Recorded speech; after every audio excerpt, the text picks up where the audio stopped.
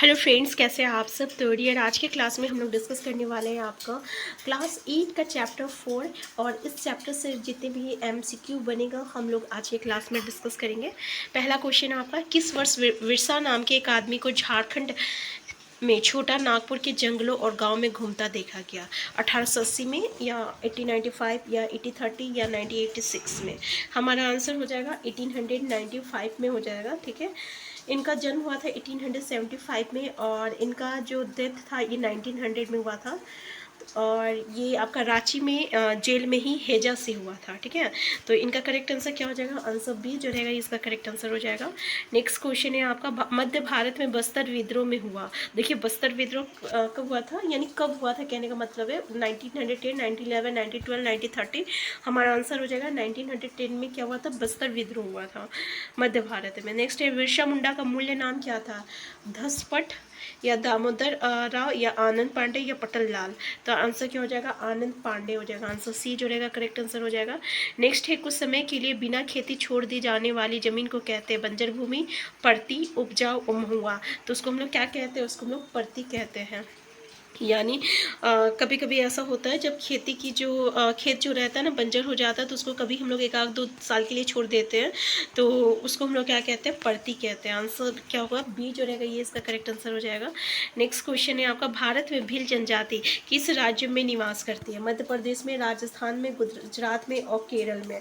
तो देखिए, ये जो भील ट्राइब है ये कहाँ निवास करती है? तो ये आपका राजस्थान में निवास करती है। नेक्स्ट है, विरसा राज का प्रतीक था? नीला झंडा, काला झंडा, सफ़ेद झंडा, पीला झंडा? याद रखिएगा सफ़ेद झंडा था। आंसर सी हो जाएगा। नेक्स्ट है, विष्णु की पूजा करने वाले कहलाते हैं नागाजी राज, वैष्णव, महाकाल, उपयोग सभी? तो भाई विष्णु से क्या हो जाएगा? वैष्णव हो जाएगा। आंसर बी हो जाएगा। नेक्स्ट है, बिरसा मुंडा का जन्म कब हुआ था? तो यहाँ पे जो है 1870 दिया हुआ है, तो 1875 होगा। ठीक है, तो 1870 ये देखिए 1875 होगा। बिरसा मुंडा का जन्म जो है ये 1875 में हुआ था। नेक्स्ट है, साल है, पेड़ है, जन समुदाय है, आदिवासी है, उपयोग सभी? तो साल क्या है? साल जो है ये एक वृक्ष है, मतलब पेड़ है। नेक्स्ट क्वेश्चन है, ब्रिटिश काल में आदिवासी मुखियाओं तथा उनकी परिस्थिति के संदर्भ में निम्नलिखित कथनों में से कौन से सही है? आदिवासी मुखियाओं का जमीन पर मालिकाना हक तो बना रहा, लेकिन उनकी शासकीय शक्तियाँ छीन ली गई। आदिवासी मुखियाओं को अंग्रेजों के प्रतिनिधि के रूप में काम करना पड़ता था तथा उन्हें नजराना देना पड़ता था। नेक्स्ट है, अंग्रेजों के आने से पहले कई जगहों पर आदिवासी मुखियाओं की अपनी पुलिस होती थी और वह जमीन एवं प्रबंधन के स्थानीय नियम खुद बनाते थे। तो बिल्कुल सही है, ये तीनों बिल्कुल सही है। ठीक है, कि आपका ब्रिटिश काल में आदिवासी मुखियाओं तथा उनकी परिस्थिति के संदर्भ में निम्नलिखित में से कौन सा कथन सही है? अगर हम लोग देखें तो ये तीनों कथन जो है बिल्कुल सही है। आंसर डी हो जाएगा। नेक्स्ट है, भारत में भोटिया जनजाति किस राज्य से संबंधित है? उत्तराखंड से, अरुणाचल प्रदेश से, उत्तर प्रदेश से, हरियाणा से? आंसर हो जाएगा, हमारा आंसर ए हो जाएगा, उत्तराखंड हो जाएगा। नेक्स्ट है, ब्रिटिश काल में झुम खेती के संदर्भ में निम्नलिखित कथनों पर विचार कीजिए। पहला, इसमें लोग जंगलों में छोटे भूखंडों की पेड़ों के ऊपरी हिस्से को काटकर तथा वहाँ की घास व झाड़ियों को जलाकर साफ करके खेती करते हैं। नेक्स्ट है, ऐसी खेती करने वाले किसान पूर्वोत्तर और मध्य भारत की पर्वतीय व जंगली पट्टियों में रहते थे। उपयोग दोनों? देखिए, अगर हम देखा जाए तो ये दोनों स्टेटमेंट जो है बिल्कुल सही है। झूम खेती हम लोग उसी को कहते हैं जहाँ पे क्या होता है कि जो जंगल होता है उसको साफ सुथरा करके उसको जला के जो है वहाँ पे खेती की जाती है, इसी को जो है झूम खेती कहा जाता है। नेक्स्ट है, 19वीं और 20वीं शताब्दियों के दौरान देश के विभिन्न भागों में जनजातीय समूहों ने बदलते कानून, अपने व्यवहार पर लगी पाबंदियों, नए करों और व्यापारियों व महाजनों द्वारा किए जा रहे शोषण के खिलाफ कई बार विद्रोह किए। और ऐसे विद्रोह के संदर्भ में निम्नलिखित में से कौन सा क्रम सही है? संथाल विद्रोह, कोल विद्रोह, वस्त्र विद्रोह, वली विद्रोह? फिर है कोल विद्रोह, संथाल विद्रोह, वस्त्र विद्रोह, वली विद्रोह। फिर आपका वली विद्रोह है, वस्त्र विद्रोह है, संथाल विद्रोह है, कोल विद्रोह है। हमारा आंसर क्या हो जाएगा कि सबसे पहले कोल विद्रोह हुआ था, फिर संथाल विद्रोह हुआ था, फिर वस्त्र विद्रोह हुआ था, फिर वली विद्रोह हुआ था। आंसर बी जो रहेगा करेक्ट आंसर हो जाएगा। नेक्स्ट है, बंजारा जनजाति किस राज्य में निवास करती है? गुजरात, केरल, महाराष्ट्र, तमिलनाडु? तो ये जो जनजाति है ये आपका महाराष्ट्र में जो है निवास करती है। आंसर सी हो जाएगा।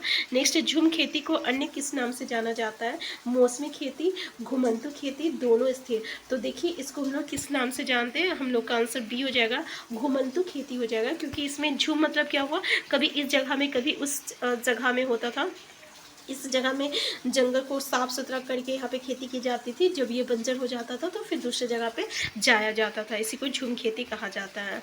नेक्स्ट है, बिरसा मुंडा के आंदोलन के संदर्भ में निम्नलिखित कथनों में असत्य पर विचार कीजिए। पहला, बिरसा ने अपने समर्थकों को दीकियों के उत्पीड़न से आज़ाद करने के लिए आंदोलन किया। दूसरा, बिरसा का आंदोलन आदिवासी समाज को सुधारने का आंदोलन था और इसी क्रम में उसने ईसाई मिशनरी और हिंदू जमींदारों दोनों का विरोध किया। नेक्स्ट है, अंग्रेजों को बिरसा आंदोलन के राजनीतिक उद्देश्यों से कोई परेशानी नहीं थी और सफ़ेद झंडा बिरसा का राज प्रतीक था। बिल्कुल यहाँ पे जो है आपका सफ़ेद झंडा जो है ये आपका बिरसा का जो है राज प्रतीक था। कि यहाँ पे जो है कौन सा असत्य बोला है, मतलब कौन सा गलत स्टेटमेंट बोला। अगर हम लोग देखें तो बिरसा ने अपने समर्थकों को दीकियों के उत्पीड़न से आज़ाद करने के लिए आंदोलन किया था, ये बिल्कुल सही है। फिर यहाँ पे बिरसा का आंदोलन आदिवासी समाज को सुधारने का आंदोलन था और इसी क्रम में इन्होंने ईसाई मशीनरी और हिंदू जमींदारों दोनों का विरोध किया था, ये भी सही है। लेकिन ये देखिए कि अंग्रेजों को बिरसा आंदोलन के राजनीतिक उद्देश्यों से कोई परेशानी नहीं थी। ऐसा नहीं है कि अंग्रेजों को कोई परेशानी नहीं थी उसके राजनीतिक उद्देश्य से, तो ये भाई स्टेटमेंट हम लोग का गलत हो जाएगा।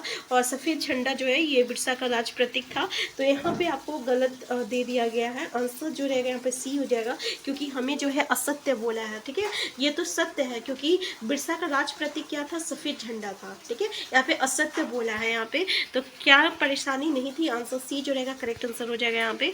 तो हम फिर मिलते हैं नेक्स्ट क्लास में। यहाँ पे हम लोग टॉपिक वाइज जो है MCQ कर रहे हैं और साथ में ना हम लोग प्रीवियस ईयर क्वेश्चन भी कर रहे हैं। तो जो हम लोग का स्टेटमेंट बेस्ड क्वेश्चन रहता है ना, देखिए हम आपको बता दें स्टेटमेंट बेस्ड जो क्वेश्चन रहेगा ये आपका प्रीवियस ईयर क्वेश्चन से ही क्लियर हो जाएगा। ठीक है, क्योंकि प्रीवियस ईयर क्वेश्चन अगर हम लोग 5 साल तक का करते हैं तो हमारा जितने भी स्टेटमेंट बेस्ड क्वेश्चन रहेगा वो सारा क्लियर हो जाएगा और आपका जो भी क्वेश्चन मिल आएगा वो वहीं से आ जाएगा। ठीक है, क्योंकि हमारे जितने भी टॉपिक होती है वो सेम टॉपिक जो रहता है आपका, मतलब क्वेश्चन थोड़ा डिफरेंट रहेगा लेकिन टॉपिक को जो है अलग अलग तरीके से यहाँ पे पूछा जाता है प्रीवियस ईयर क्वेश्चन से। तो हम फिर मिलते हैं नेक्स्ट क्लास में।